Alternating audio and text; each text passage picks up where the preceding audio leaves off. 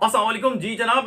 दुआ ज़हरा केस के हवाले से अपडेट हम आपको देते हैं। कराची प्रेस क्लब का ये स्टूडियो है जहां मैं इस वक्त बैठा हुआ हूं और यहां से मैं आपको बताऊं कि दुआ ज़हरा केस, क्योंकि मैं आज वहां पे खुद भी मौजूद था, तो दुआ ज़हरा केस में एक बड़ी अपडेट हुई है और वो अपडेट जो है वो टर्निंग पॉइंट ज़रूर है केस का। लेकिन ऐसा नहीं है कि ये जो बात अब सामने आ रही है इससे पहले नहीं थी। ये बात पता थी और इन्वेस्टिगेशन के जो जितने भी इदारे थे उनको मालूम था कि जिस वक्त दुआ ज़हरा यहाँ से गई उस वक्त ज़हीर कराची में मौजूद थे। अच्छा, अब ज़हीर कराची मौजूद थे, लेकिन क्या ज़हीर ने दुआ ज़हरा को अगवा किया, ये बात साबित होने में अभी टाइम लगेगा। ताहम दुआ ज़हरा 16 तारीख के जिस दिन अगवा हुई, या वो 1 बजे की रिपोर्ट कराई गई कि 1 बजे वो गायब हो गई अपने घर से, तो उस वक्त ज़हीर की कराची में मौजूद सीडीआर से जो साबित हुई थी, अब उसको कार्रवाई का हिस्सा बनाते हुए प्रोग्रेस रिपोर्ट 2 सफ़हात पर मुश्तमिल तफ्तीशी अफसर डीएसपी शौकत शाहानी ने जो है जमा करा दी है। और उसके अंदर ये बताया गया है कि 33 मुल्ज़मान हैं और बहुत सारे नाम हैं। अब मैं उन नामों को क्या लूँ, लेकिन सबसे जो मरकज़ी उसमें नाम है वो ज़ाहिर बात है ज़हीर अहमद का है, जो कि मुबैना अगवाकार हैं या मुबैना शौहर हैं दुआ ज़हरा के। अच्छा, 2 दफ़ात शामिल करने का कहा है, तफ्तीश अफसर की जानिब से इजाज़त तलब की गई है। वो हैं 363 पे 345 सिंध रेजिडेंट एक्ट 2013।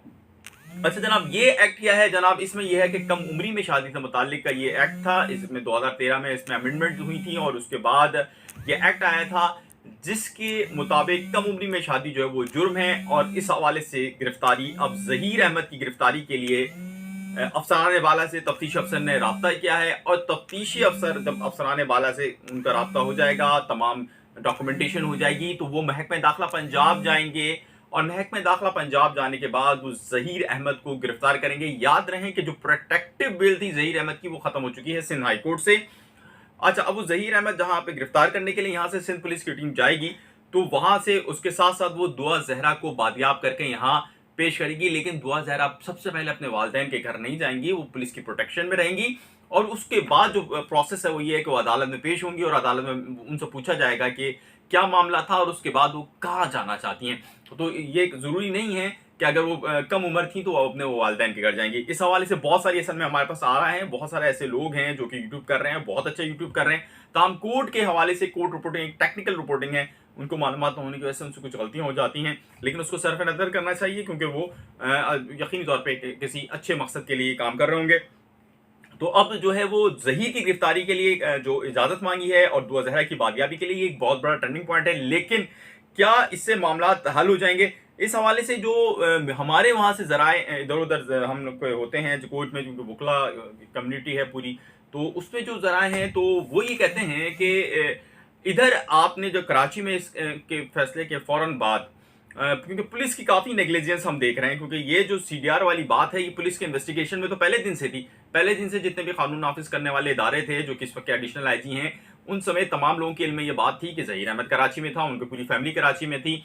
और जो कुछ इंटरव्यूज़ दिए हैं दुआ ज़हरा और ज़हीर ने, उसमें ये कहा गया था कि दुआ ज़हरा की जानिब से कहा गया था कि उनकी जो फैमिली थी ज़हीर की, वो यहाँ पर आई हुई थी और दुआ ज़हरा मेहदी काज़मी साहब को जो है वो चाहती थी कि वो उनको राज़ी कर लें, लेकिन उन्होंने वो राज़ी नहीं हुए, जिसके बायस वो फैमिली उनके घर नहीं आई और उसके बाद फिर दुआ ज़हरा खुद चली गई। ये दुआ ज़हरा का मौक़िफ़ है जो उन्होंने मुख्तलिफ इंटरव्यूज़ में दिया है। खैर, हम अब केस की बात करते हैं, तो केस में अब जो नया अपडेट हो सकती है वो ज़हीर की जानिब से मुमकिन इक़दामात, जो सवाल है उसके हवाले से मैं बताऊँ कि ज़हीर अब मुमकिना तौर पे क्या करेंगे। ज़हीर वहाँ से वैसे ही प्रोटेक्टिव बेल हासिल करेंगे जैसे कि उन्होंने माज़ी में हासिल की और यहाँ पर ये लोग प्रोड्यूस हुए। दुआ ज़हरा ने अपना एक बयान हल्फी कलमा पढ़ के ओथ के ऑन ओथ जमा कराया, यहाँ पे किया और उसके बाद वो वापस चले गए। उनको लाहौर हाई कोर्ट में पेश करना ज़रूरी था। इसलिए इसी तरह का अगर वो उसके बाद वो आते हैं, तो इस सूरत में सबसे इंपॉर्टेंट जो चीज़ होगी वो दुआ की स्टेटमेंट होगी कि दुआ क्या स्टेटमेंट देते हैं। कानूनी तौर पे मैं बात कर रहा हूँ। ताहम जो मैं नेग्लिजेंस की पुलिस की बात कर रहा हूँ, वो पुलिस की नेग्लिजेंस ये है कि पुलिस के पो जब ये सीडीआर से पता चल गया था, तो जिस दिन ये रिपोर्ट आ गई थी मेडिकल कि वो कम उम्र है बच्ची, तो उनको उसी वक्त फौरी तौर पे कार्रवाई करके उसको गिरफ्तार कर लेना चाहिए था। आज जिब्रान नासिर जो मेरी बात हुई, तो जिब्रान नासिर से हमारे दो दोस्तों की बात हुई, बल्कि तो उसमें उन्होंने भी यही बात की जो उन्होंने मीडिया के लिए रिकॉर्ड स्टेटमेंट दिया है कि अभी मफरूर है, क्योंकि अभी उसकी प्रोटेक्शन ज़हीर की खत्म हो चुकी है, तो इस वक्त तक उसको गिरफ्तार कर सकती थी अगर पुलिस चाहती उसको गिरफ्तार करना। तो यहाँ ये जो बात है ये कि वो लगता है कि पुलिस इन्वेस्टिगेशन जो है वो यकसू नज़र आ रही है कि दुआ अगवा नहीं हुई है। उन्होंने अपने तौर पे ये बात एडमिट कर ली है और शायद इसी वजह से वो उतनी ज़्यादा तेज़ी नहीं दिखा रहे इस केस में। ताहम केस में बहुत इंपॉर्टेंट मोड के बाद अब जो है पुलिस जाएगी पंजाब और जो अब तक की जो मैंने देखा है ज़हीर के वकला की रवैया मुझे यकीन है और मैं समझता हूँ कि एज कोर्ट रिपोर्टर के वो उससे पहले कोई ना कोई प्रोटेक्शन और जो है कोई ना कोई गारंटी हासिल कर लेंगे लाहौर हाई कोर्ट से और उसके बाद यहाँ पर आएंगे और यहाँ पे प्रोड्यूस होंगे और वहाँ पे याद रहें जो मेडिकल रिपोर्ट है उसके अंदर जो है मुकम्मल तौर पे जो है वो बात को रद्द नहीं किया गया है सिंध हाई कोर्ट वाली की और सिंध हाई कोर्ट में दुआ जहरा का बयान हल्फी मौजूद है। अब दुआ जहरा जो फैसला लेंगी वो असरअंदाज होगा ज़हीर के केस पे।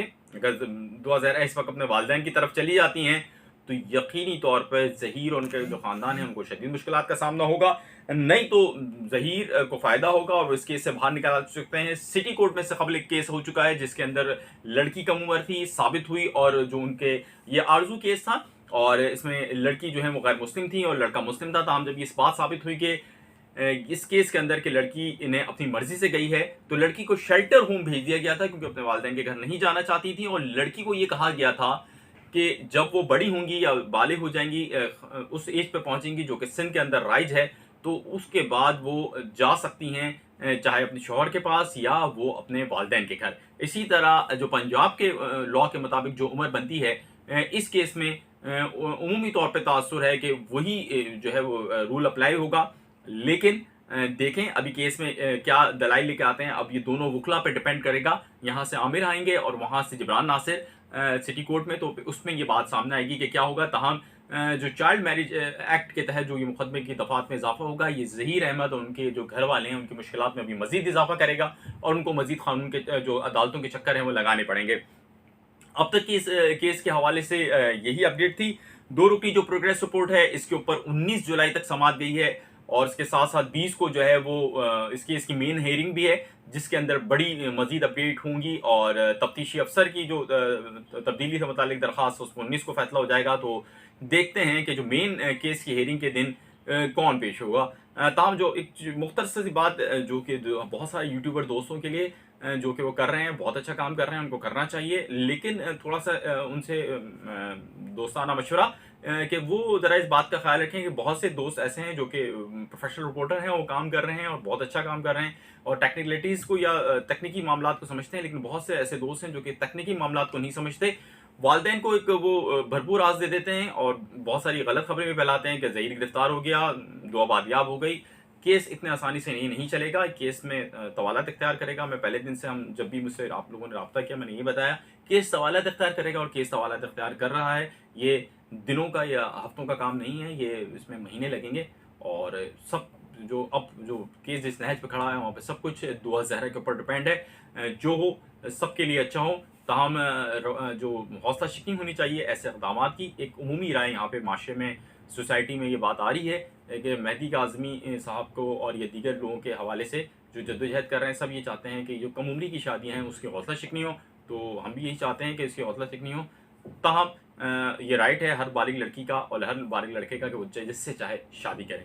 इस बात पे यहीं ख़त्म करते हैं। दुआ ज़हरा केस में 19 और 20-21 को जो मज़ीद अपडेट्स होंगी उसको वो भी इंशाल्लाह अगर आप मुझसे बोलेंगे तो हम आपको अपडेट करेंगे। और कराची प्रेस क्लब के स्टूडियो से अभी इतना ही और दुआ ज़हरा केस की अपडेट्स के लिए हमसे जुड़े रहिए। बहुत शुक्रिया।